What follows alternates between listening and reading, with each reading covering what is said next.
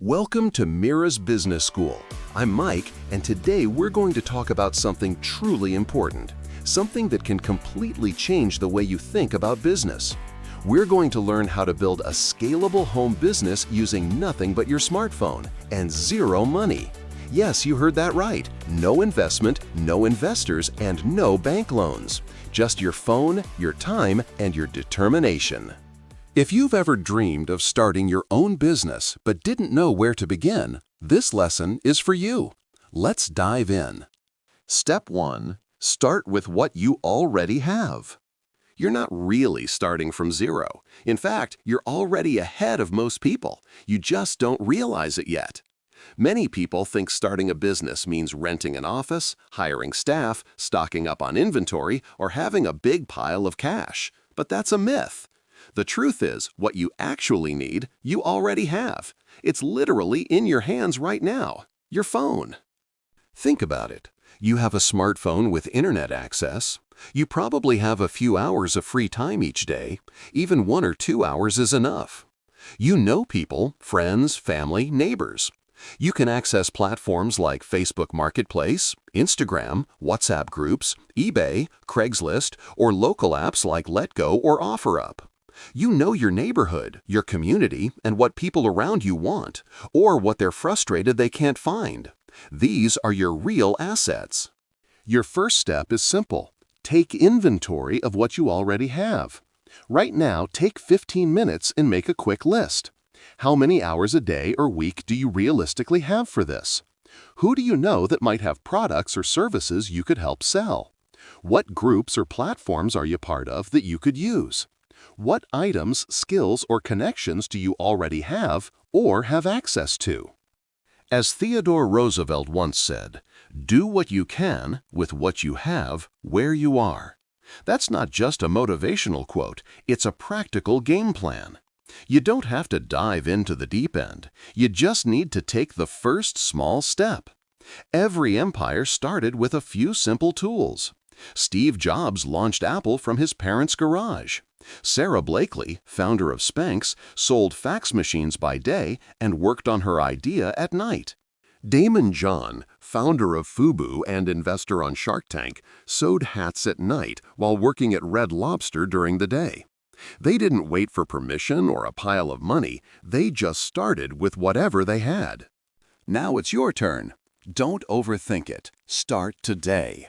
Your first move in building a business is knowing exactly what you already have. Write it all down. Once you've done that, we'll move to the next step, where I'll show you exactly how to make your first sale with zero upfront investment. Step 2. Make your first sale with zero investment. Now that you know what you've got, it's time to put it to work. You're going to learn how to sell and make money without buying anything up front. This method is called selling without inventory. Here's how it works. Imagine one of your friends, neighbors, or local sellers has products like clothes, bags, home goods, secondhand items, or even homemade hood. You coordinate with them, take photos of their products, or ask them to send you pictures, and then you post those items online at your own price. When a customer buys, you pay the seller or arrange for direct shipping, and you keep the profit. No inventory, no warehouse, and no risk. Here's a real-life example. Dina, a 19-year-old from Kenya, asked a local tailor to send her photos of the clothes he made. She posted them on her Instagram stories. When she got an order, the tailor made the clothes, Dina collected the money from the customer, took her share, and paid the tailor the rest. In her first month, she earned $80 profit. By month 3, she was making $500. Now she runs an online boutique earning thousands per month, all with just her phone. To get started, look around you. Who has products to sell but lacks the time or skill to sell online? Local shop owners, homemakers who make crafts, or people with clean, good quality secondhand items. All of them could be your partners. Talk to them. You can say, "I can help you sell your products. Send me pictures, I'll post them online. When it sells, you give me a percentage." Or say, "Can I sell your products for a lower price so I can make some profit? I'll pay you after I sell." Remember, you don't need to buy the products first. Just agree on a price with the seller, find a buyer, then complete the sale. Once you receive the money, pay the seller immediately. This builds your credibility, which is crucial for your business. Start with 4 or 5 different products to test what sells best and focus on those for bigger profits. Now choose the best platform for your location. Local online marketplaces, Facebook Marketplace, Instagram, TikTok, eBay, Etsy, or WhatsApp groups. Start with places where people are already looking to buy. Post clear, sharp photos with honest but catchy descriptions, fair prices, and quick, polite responses. Sam Walton, founder of Walmart, once said, "The greatest asset in today's world is people's trust. If you learn to treat your customers with respect, they'll always come back." Every customer is a golden opportunity. You're still unknown, no brand yet. But if from your very first sale you treat your customers like VIPs by responding fast, speaking politely, delivering on time, and checking in after delivery, you'll build trust and long-term success. That one customer might buy again, recommend you to others, and become the foundation of your brand. So, what are you waiting for? Grab your phone and find 1 or 2 people to work with. Get product photos, choose a platform, and post your first sale. As Paul Graham, founder of Y Combinator, said, "Think big, start small." You can make your first money without any cash, and that's the biggest difference between idea and action. Step 3. Go live. Sell before you buy. It's time to take action, and the good news is you still don't need to spend any money. Take clear photos of the product you're selling, whether it's yours, a friend's, or something you're allowed to sell on consignment. Write a friendly, natural description. Price it smartly by checking similar listings and post it on the right platform for your area. When someone messages you, confirm the order, get the product, package it, deliver it, and that's it. You've made your first sale without spending a dime. This is called cash before stock or sell before you buy, one of the oldest and safest zero-investment business models.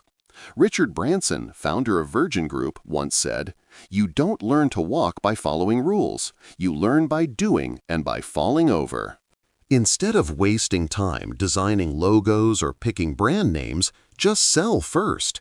Real experience is worth far more than planning. Once you've made a few sales, then start building your brand. Step 4. Build your brand when you know what works.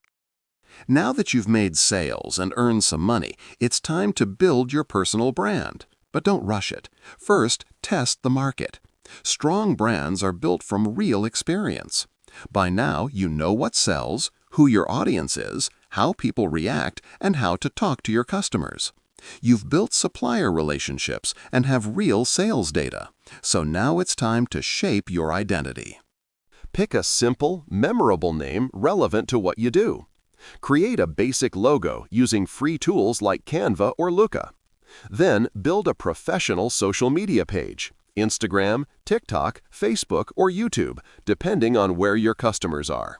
Use a clear profile picture, a friendly bio, and post your products along with testimonials or success stories. Most importantly, take customer relationships seriously. As Sam Walton said, there is only one boss, the customer, and he can fire everybody in the company simply by spending his money somewhere else. The customer is your real boss. Be kind, patient, and responsive. A strong brand is built on trust and great service, not just visuals. Steve Jobs once said, "Start small, think big." Don't worry about too many things at once. Take a handful of simple things and focus on them. Build your brand slowly, smartly, and carefully. Step 5. Build relationships, not just sales. What turns a small business into a lasting brand is human connection. People buy from those they trust. Howard Schultz, founder of Starbucks, said, "If people believe they share values with a company, they will stay loyal to the brand." Customers want to feel respected and cared for. Get to know them. Ask for feedback. Listen to what they like or dislike and encourage reviews. Be honest, share your story, your lessons, and even your mistakes. If something goes wrong, be transparent. Apologize, explain, and solve the problem. Tony Hsieh, founder of Zappos, said, "Customer service shouldn't just be a department, it should be the entire company." Customer service is the soul of your business.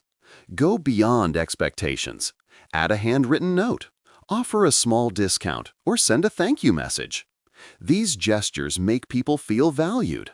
When you build relationships, customers become your ambassadors. They return, recommend you, and help your business grow naturally. Step 6. Grow smart. Scale with systems and strategy. Now that you've built a foundation, it's time to grow strategically. Growth without systems can lead to chaos. Set up simple structures for inventory management, customer service, and delivery. Use Excel or management apps to track orders. Create templates for common questions, organize your customer communication, and work with reliable shipping partners. Track your data, sales, customer feedback, and recurring issues. Use that information to make smart decisions. Expand your product range gradually, test paid advertising, and create engaging content like tutorials or behind-the-scenes videos. As James Cash Penney said, growth is never by mere chance, it is the result of forces working together. Make a list of what you need for storage, shipping, and customer support. Research tools that make your work easier and plan your next steps. Step 7. Think long-term. Be patient, stay flexible, keep growing. Finally, remember that true success takes time. Quick wins are possible, but they rarely last. Real success means building a business that grows stronger every year. Amazon, Apple, and Starbucks all grew through patience, learning, and long-term strategy. Be patient and consistent. Think of your business like a tree. It needs strong roots before it can grow tall. Keep learning and adapting to changes in the market. Sometimes you'll need to change your approach, but never lose sight of your vision. As James Clear wrote in Atomic Habits, "You do not rise to the level of your goals, you fall to the level of your systems." Negotiate better deals with suppliers as you grow. Important tips as you grow. As your sales increase, you can ask your suppliers for better discounts or higher commission rates because of your volume. But don't rush this, or you might lose their trust. Be careful and strategic. If you find a product selling really well, consider paying cash up front. Buy the stock and then sell it.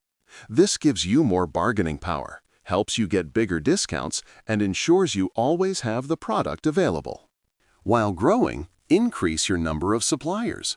This way, you always have backup options if your main supplier runs out. It also boosts your negotiation power. Remember, your profit comes from buying well, not just selling high. Buy cheaper rather than sell higher. Expand your partnerships and always buy smart. Jeff Bezos once said, "If you think long-term, you can accomplish things that you wouldn't otherwise accomplish."